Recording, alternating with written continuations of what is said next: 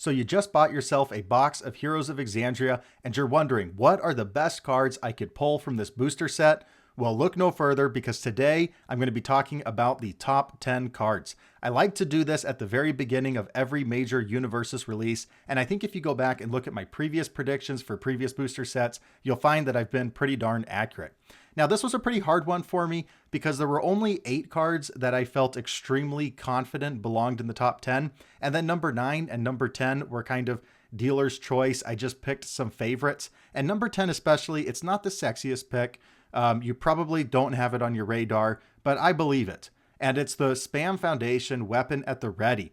It says enhance commit, remove 3 cards from your discard pile, add 1 tech card from your discard pile to the top of your deck. So you're committing a foundation to stack your deck with a tech card. That might not seem like much at first, but this is on the air symbol. So Tarion, for example, can stack his deck with Bedazzled Helm Blast, his best attack to murder you with. It's going to be like 10 speed with powerful 5. Some characters can stack their deck with like Tray Size, which is a tech attack. So you could Tray Size, Echo Tray Size, flip Forcing Surrender, discard your Tray Size, commit Weapon at the Ready, stack your Tray Size, find a way to draw it, and play it again. That might seem a little Christmas land, but it's something.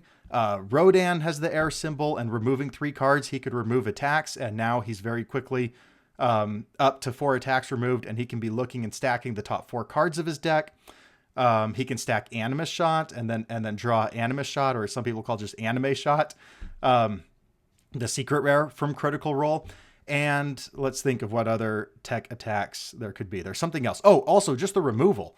If you're on a Combined Firepower, this is a very, very easy way to activate Combined Firepower. So there's a lot of things going on here at the fringe. I think it's just powerful enough in the decks that like it to make it here. You can take your pick of a powerful Spam Foundation from this set, though, and let's just call it number 10. So like Treasure Hunting, Form Flip, draw a card, or Inspiring Song, flip, then choose a player. Their next check, it's +1 or -1, and it's a 6 check. It's clearly both of those other cards are just above rate Spam Foundations. So if you don't agree with me with Weapon at the Ready, take your pick of Inspiring Song, Treasure Hunting. I won't blame you. Let's go on to number 9. I won't do that again. All of these future ones I've got pretty firm beliefs about, especially after number 9. So number 9 is Mighty Blitz. Secret rare, 4 difficulty, 5 mid 3. We got all the keywords in the world, and powerful 4. Powerful 4 used to really mean something. This is a kill condition card, and it has some pretty solid base speed to go with it. It says Blitz, add an attack from your discard pile to your card pool. Blitz, if you have a high attack in your card pool, this gets 3 damage. If you have a low attack in your card pool, your rival spends 2 momentum. So this could just be a poke where you're just trying to get momentum and then build, and now we're forcing our rival to spend 2 momentum. That's very, very good. You know, let's take away their ability for them to backswing us with like an Armor of the Wolf. Let's take away their momentum for vertical maneuvering equipment. Or if we have a high attack, it's just a 5 mid 6. Which is very, very good stats-wise. Once I think a 4 diff gets up to 12 stats, then it's playable no matter what the effects are. So a 5 mid 6 is 11 stats, but that's pretty close to 12. And considering that it also has powerful 4, it's also a 1 low block. It can also make your rival spend 2 momentum. I don't really see a high deck building cost to run this. Now it's not a good flow card, right? We're not drawing off of it. But it's a 4 diff. It has 4 different symbols. I think you could easily slam 1 or 2 of this in a lot of different decks and feel very, very good about yourself. You know, a lot of decks look at their attack lineup and they say, okay, but what's gonna kill them? Throw in a couple Mighty Blitz. Now you have your kill card. All right, number 8. Now this top 8, I feel very, very confident in. All right, Scanlan's Hand. An action on Chaos, Earth, and Order. It says form, commit a rival non-character card. You may spend a momentum if you do commit your rival's character instead. Now this is the ultimate sideboard card, but when it comes in, it's very, very high value. So while it won't be main boarded a lot of the time, it's going to swing entire rounds in favor of whoever plays this. If you're going against, for example, like a Grog from Heroes of Exandria, well, they're not playable while Tenacious. So if you play Scanlan's Hand, now they're no longer reducing all of your attack's damage by 2. It also has this pretty funny response. Card pool, after a block is played, the next attack this turn gets +3 or -3 damage. If your character's hand size is less than your rival's, build this card face down committed. So if you have, there's a foundation, and I can't quite remember which one it is in Heroes of Exandria, that says after you play a like non-attack card, you can flip it and it doesn't count towards progressive. So you can play like a Scanlan's Hand. Now it doesn't count towards progressive. And now you're getting 3 damage on the next attack every time your rival blocks. Or maybe you block with Scanlan's Hand, and now you can say their next attack gets -3 damage for every time you block. So it's got some use cases there. Overall, I think it's a sideboard card, but because it can possibly commit your rival's character, it's a very, very high value sideboard card. Okay, number 7, we have, and I don't know how to say this, Nonagon, 3 difficulty, 1 mid block, unique, sacrifice after an attack is played, seal it. This is great because we don't have a lot of blitz cancels in the game at the moment. Whenever your rival plays their most powerful attacks, effect-wise, you just use your Nonagon and it's completely sealed. And a lot of times that takes away all the teeth from the attack, right? Play an Armor the Wolf. Hey, no more EX3, no more powerful 3. Your Krista and you just played like Wall Maria's Might that draws you like 20 cards. No, we're going to go ahead and seal it. And you can't draw 20 cards. This always feels good to have in your stage. And it's a destruction cost, but it is a 1 mid block. I'm going to see a lot of decks. Pretty much, I think any deck on the Void symbol is going to throw in a couple Nonagons. And it's going to be something that people have to fight through. You're going to have to find a way to seal, commit, or flip this if you really want to put up a potent offense. Okay, at number 6, we have Harness Undeath. Now, I don't think this attack is actually that great at the moment, but it has a lot of potential. 4 difficulty, 4 low 4, 1 high block. Sacrifice a backup. This attack gains Echo. After your rival loses 1 health, gain 1 health. And then response, lose 2 health. After this attack deals damage to a character, your rival loses X health. X equals the number of backups in all discard piles. So if your rival doesn't have a low block, you're not taking 2 damage. You're taking 2 plus however many backups you have. If you have like 10 backups in your discard pile, that could be take 10. And then you can echo it and make them again. So this is a huge just zone check card. Hey, if you don't have 2 lows, you're probably going to die. The problem at the moment is that backups aren't that great right now. And then the good backups are typically the shift attacks from Attack on Titan that turn into backups. But when those are in your discard pile, they're not backups. They flip back to their shift attack side. So backups are going to have to get a little better for Harness Undeath to really be a menace in the meta. But as soon as backups do become better, keep your eye out for Harness Undeath lists. There will be plenty of them now, but there will be a lot of them in the future. I could very easily see this being one of the most powerful attacks in the game in 2026. So this is a hold it and let's see the value. I bet it's going to go up. Okay, on to our top 5. We have Radiant Visage. 1 difficulty, spam foundation, enhance, flip, mill 3, your rival spends 1 momentum. So if your rival has key defensive pieces like Broken Psyche, Decoy Duplicate, Condescending Explanation, or like we like to call it mansplaining, all of those depend on momentum. Vertical maneuvering equipment, forcing them to spend that momentum can open up your rival to be killed. Or on offense, if you're on defense, you can make them spend a momentum and maybe they can't do abilities like that spam foundation that says flip, draw, fearsome transformation, flip, draw. If you have a momentum, then discard a card. Or maybe, they can't quite get to lethal on their powerful ability that they were going to play. Maybe they can't echo the move they were trying to echo. This is just a very, very above rate spam foundation. That mill 3 a lot of times is beneficial to you. A lot of times in New Versus, you want to fill up your discard because you have abilities that are going off of cards in your discard pile. And that mill 3, you can then choose the order that they go in so you can stack the top card of your discard pile depending on it, which might pair really well with like that order 0 difficulty that says like if the top card of your discard pile is a copy of the attack that you have, you can flip to draw. Just little things like that. This is very, very good for spam foundation. This, by the way, is the promo alternate art for if you go to the Denver Regional this upcoming weekend. So if you're going to the Denver Regional, these promos look incredible. You're probably going to be able to sell them for a pretty penny, especially these Radiants. It wouldn't surprise me if these are the most expensive. I can't remember if this is like participation or if this is you have to get top 16 to get them, but I will absolutely be shelling out the money to buy these. So if you go to Denver, hook me up. All right, number 4, we have Lightning Blast, an ultra rare 2-check. 4 difficulty, 4 low 6. That's already above rate for a 4 diff, but it is a 2-check. Response card pool. After your attack is blocked, it gets +1 damage for each card in your rival's card pool. This means almost nothing. You can just consider that blank text. It's something. It's only like if you're playing these throw builds, or if they half block your attack, then you can increase the damage. Because if they completely block, it won't matter if you increase the damage. So just kind of get rid of this response in your head and focus on the Blitz. This attack gets +1 damage for each face-up rival foundation. I've had times where I play this. It's as early as turn 2. My rival built 5. This is a 4 low 11. It's a 4 difficulty, 4 low 11. I didn't have to spend any momentum to make that happen. If my rival doesn't have a low block, they're going to be in for a world of pain.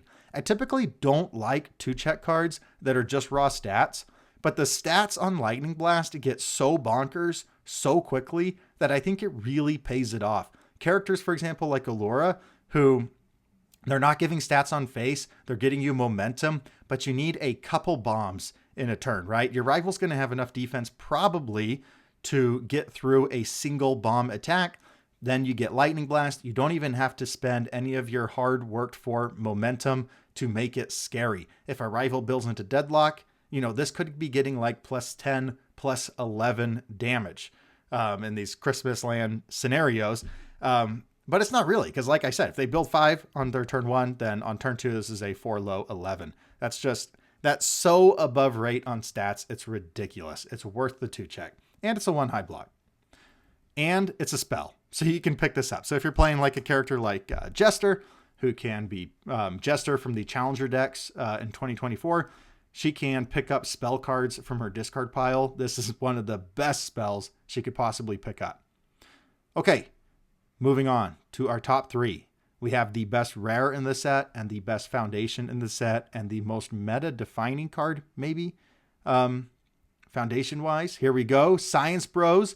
Unique, 3 difficulty, 2 mid-block. I got to first reveal this card on my Tyrion Darrington reveal, because we have Tyrion in the art there. But it says, response, after you remove 1 or more cards, your attack gets +1 speed and +1 damage. What makes that response crazy is that it's not once per enhanced step, and it's not like twice per turn or something. You can just keep playing this over and over and over again. So if you're on a deck where you share like a combined firepower symbol, for example, and you're playing this like casino strategy where you're using firepower to mill your deck, and then you have all of these mill effects that when they hit their discard pile, you get to remove that card. There are times where on a single attack as early as turn 2, Science Bros is responsible for giving an attack like +8 speed and +8 damage. That is game breaking, honestly. If you go back and watch the Ace Arena tournament that was hosted by Ace Maneuvers and Sam Tate, the winning or the second place list on was a Mirko 2 list that was playing Science Bros, and it was just crazy the stats it was putting out. If you're looking for like a Hex character that plays this really well with firepower, that would be Percy, or it would be Vaxeldon. I think Vaxeldon has air. I might be wrong. I'm going to fact check myself in real time. I'm going to give myself a 50-50 chance. He does have air. Okay, so Percy and Vax with firepower and Science Bros both go really hard. Science Bros is also just baseline good, and like Rodan, who's removing a card pretty much every single attack. So that's going to be +1/+1 on all your attacks. Very good. And then you can draw a card pretty much whenever. So defensive draw, offensive draw, because Rodan's doing that as cost. You can choose when to draw.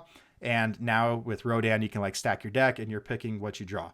So this is going to be a meta staple for as long as firepower is legal. And then even when, or if, but I think it's a win, firepower gets banned, Science Bros will probably still be good after that.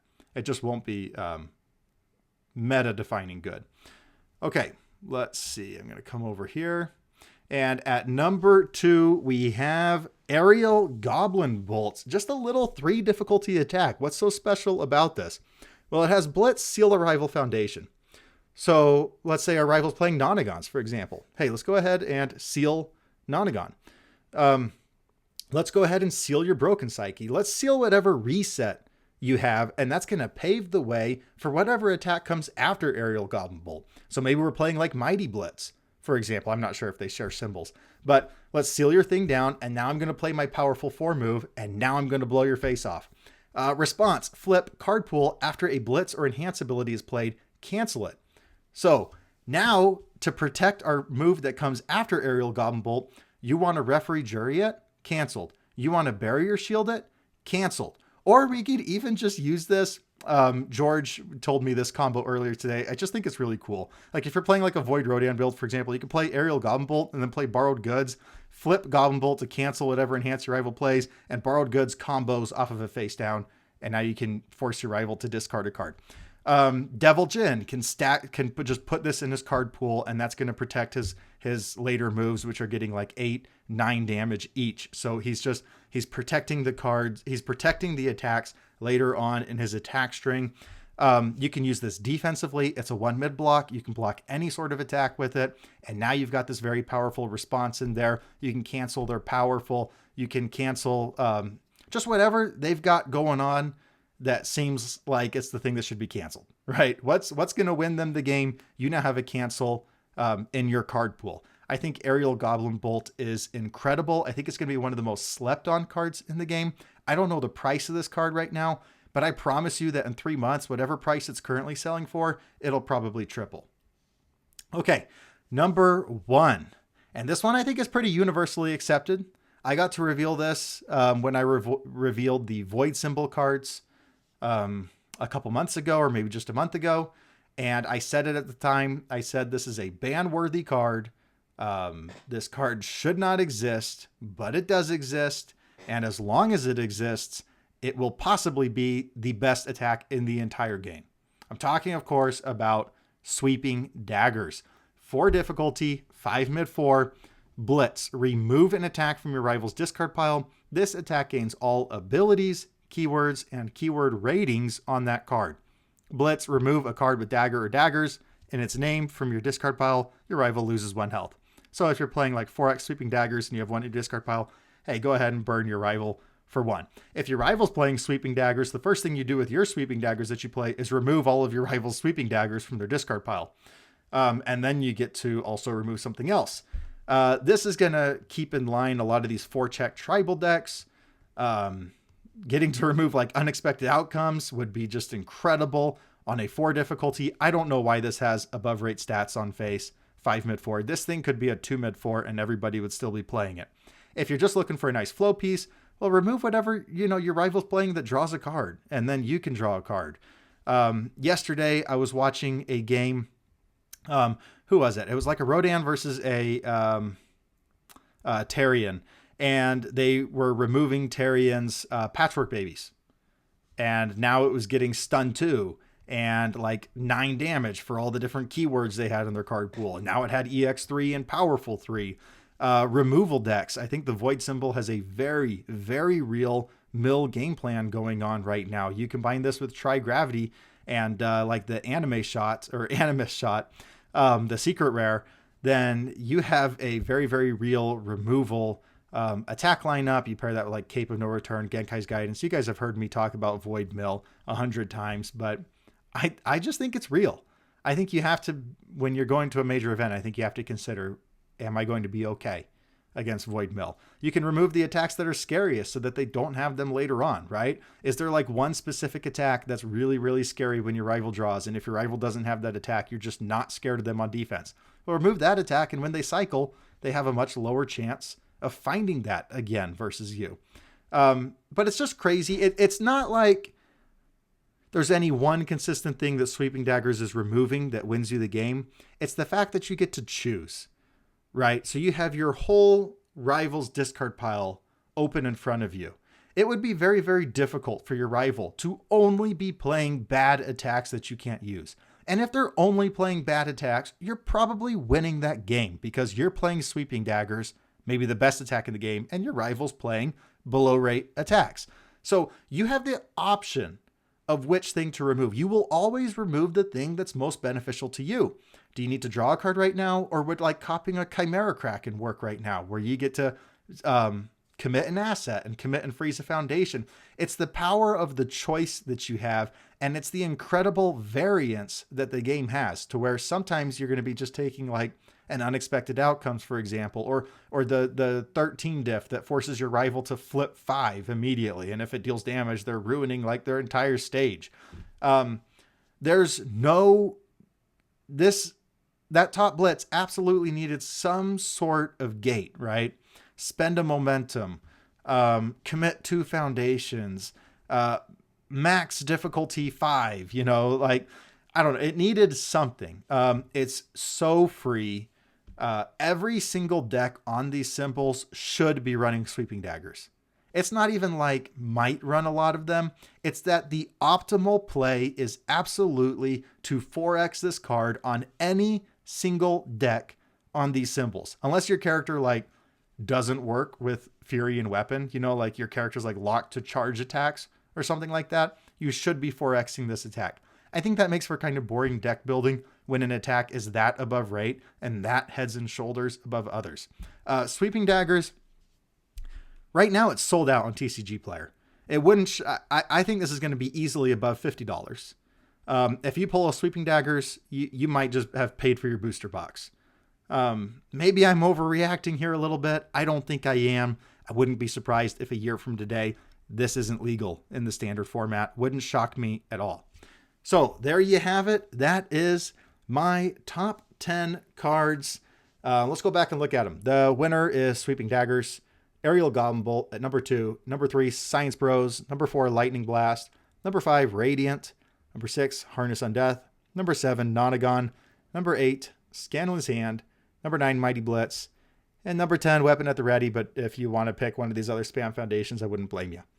I left off a lot of really good cards. Like, let's go and think of some cards I left off that you might think I'm wrong. I left off Gravity Well. Felt like it was a little too situational. And it only deserved top 10 if you were a mage.